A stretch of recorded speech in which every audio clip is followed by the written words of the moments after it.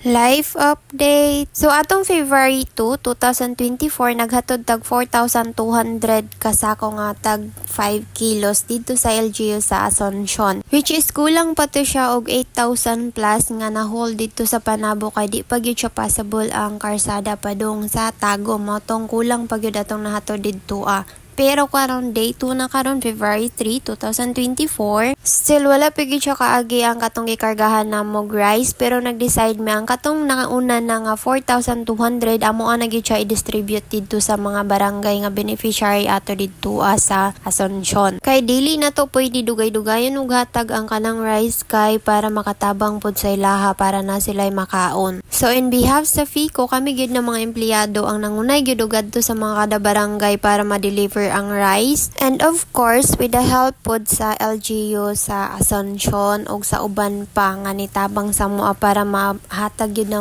sa mga barangay ang katong rice. So nagsakay ra gyud mi ani sakyanan sa sundalo para makaagi lang gyud mi padulong dito sa Asuncion. So pagabot sa Asuncion kay nagsakay na pud mig sakyanan sa LGU para adtuon pod tong mo guide sa mua dito nga head sa LDRRMO nga si Sir Edgar Castillo. So while waiting, taas gyud kaayo og pila para sa mokabuog tubig kay wala na gyud daw sila mainom. So ang amog yung gi-priority og adto nga barangays katong mga isolated na area gyud na bukid na gyud siya nga magliso na gyud og abot ang mga tabang. So kung makita ninyo nga gianan, bukid gyud kaayo siya, sin literal nga bukid nga rough road gyud siya tapos bakilid pa gyud ang gianan kana ganing mangulba ka maagi. Though dili na pud gyud ni siya bag-o sa kuha kay since bukid man pud to among puyanan dati, so dili gyud siya ingon nga mangulba gyud kayo kay murag sanay-sanay na pug kag ingon ani nga dalan nga rough road, murag bangin ang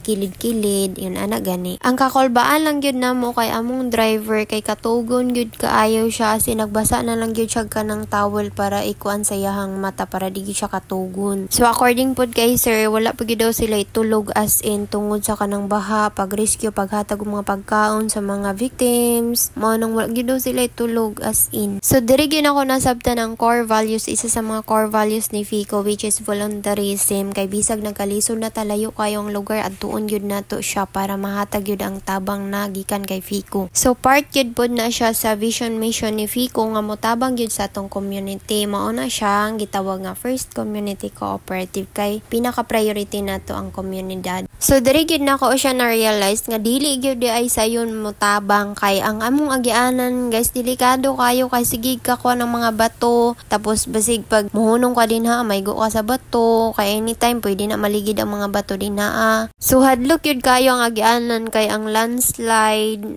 ang agianan na tabunan sa yuta. So maayo gani gi-check pod sa driver kung passable ba siya. So gi-check niya pwede man makaagi basta 4x4 nga sakyanan. So ingon ani ang agianan natabunan gyud siya. So gamay gyud kayo siya space para magian. So dili siya pwede agian sa mga dagko nga sakyanan. So inaana ilahang agianan didto kay naglandslide man.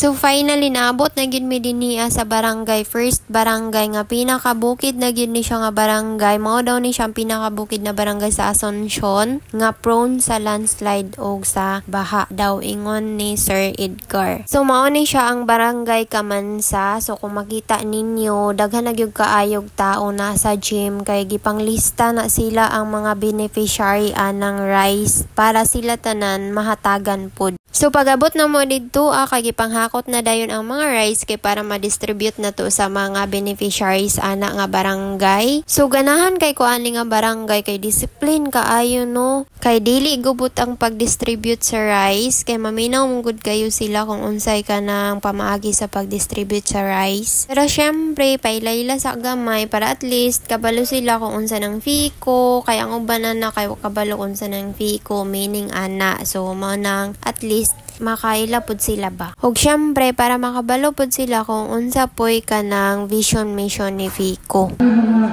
Mahitabo ang kalamidad sa kung asa nasakop. Kay kami nasanto sakop ni FICO Tagum branch. So mo na naghatag ni ayuda. So sa Asunsyon ano, maghatag yung 12,000 euro. Pinagi sa Edgar po. Kaya nakikoordinating sila kay kami. Ako, kaya kagayon mo rin ako. Wala ko kabalo ko. Asa ba diri nga area ang affected sa baha. Kaya nakikoordinate ko nila.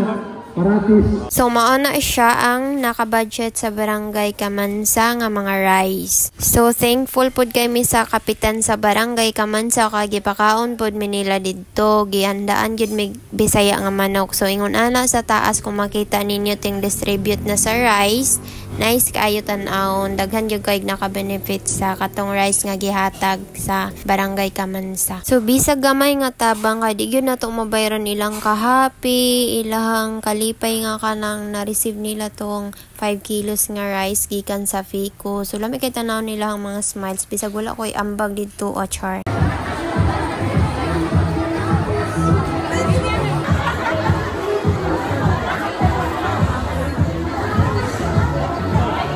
So kani siya nga barangay kay kalimot kung saan nga barangay pero basta mo na siya ikaduha nga barangay nga among yatuan nga gihatagan pod sa mga bugas.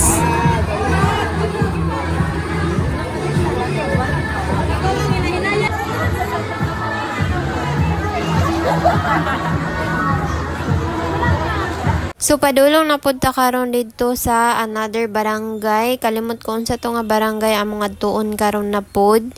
So kalimot ko sa mga barangay sa unom mangud ka barangay among natuan gyud total. So kalimot ko kung ikaduha ba or ikatulo nga barangay. Kalimot gyud ko ani nga barangay pero mao ni among gyatuan pud para hatagan sa rice. So mao ni sila. So nagsugod na pud sila og pila para sa rice nga atong ipanghatag sa ilaha. So ubay-ubay pud kaayo ang mga residente dinhi kay nga mga biktima pud sa landslide ug sa flood. So mao na siya tanan ang rice nga naka-allocate sa mga families dinhi ang biktima sa flood o sa landslide. So kana siya. So grabe pud kayo ilahang pasalamat ani sa Fico nga nahatagan gyud daw, isa gyud daw sila sa barangay nga nahatagan aning panghatag nga rice ni Fico. Siyempre, di gina siya mawala ang pasalamat, tapos paila-ila kung unsa gyud si Fico, singon ana ra gyud, tapos distribute din sa rice pag human, ana lang. Kay dili mo gud ta pwede magdugay-dugay kay ang oras nagdagan tapos daghan ba kay mig barangay nga adtuonon pagyud. So sunod nga barangay among giadtuan is kani nga barangay. So kana siya ubay-ubay pod kaayo ang mga residente dinaa nga mga victim sa flood ug sa landslide. So medyo bukid gyud na siya dinaa guys. Prone na sila sa landslide pod ingon si Sir Edgar. So naka-ready na gyud ang rice nga panghatag sa ilaha ug naghulat na pod na sila kay ang uban dinaa kay evacuate na sila gikan sa ilahang mga kanya-kanyang mga balay dinha na po na sila natug. So kani siya nga barangay lahi na po ni siya nga barangay na among nadtuan. So mga ikalima ata or I think mga ikaupat or ikalima ni siya nga barangay among yadtuan para mahatagan po sa rice nga isa po sa na budgetan para sa panghatag nga rice. Tabang din sa among barangay. Dako kayo magpasalamat sa imong. So kani siya nga barangay ang pangalan na ni is Rizal nga isa po sa among nadtuan para mahatagan sa mga rice nga panghatag. Tapos ka-remember ko ani nga lugar kay tungod kay nang tanam gud ang MC yung sa pangalan sa among manager mo to naka-remember apod ko. So isa po sa rason ngano naka-remember gyud ko ani nga lugar kay tungod aning duha nga tagabantay sa rice kay na-amaze ko kay sila ang nagbantay sa rice. Kinsa may magtangka daw kuhaan na kung kaning duha ang nagbantay o. Diba? Walay gubot kay sila may nagbantay. Tistingin nagkuha ng isa kasako din na char. Pero butan man noon. Pero feeling na ko lagi na sila ibahin din na aka. Naghulat man gyud silang duha.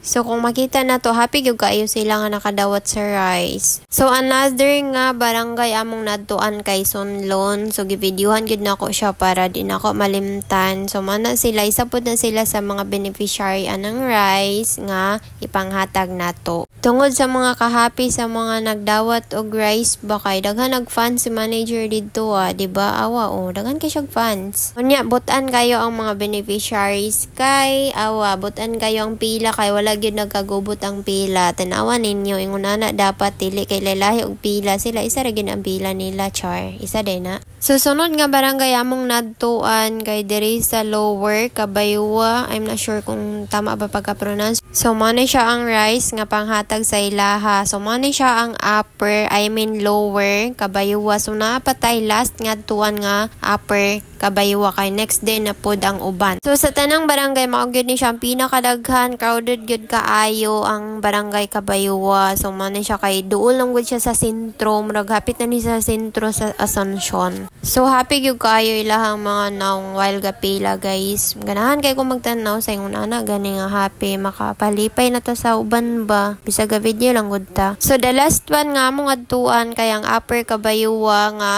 among last adtuan nga i-distribute ang rice kay hapit na magi siya mungit-ngit sunod adlaw na pod kay medyo kaapoy na gyud atong lawas diri nga side. So that's all for today's live update. Thanks for watching, buyers. Stay safe everyone.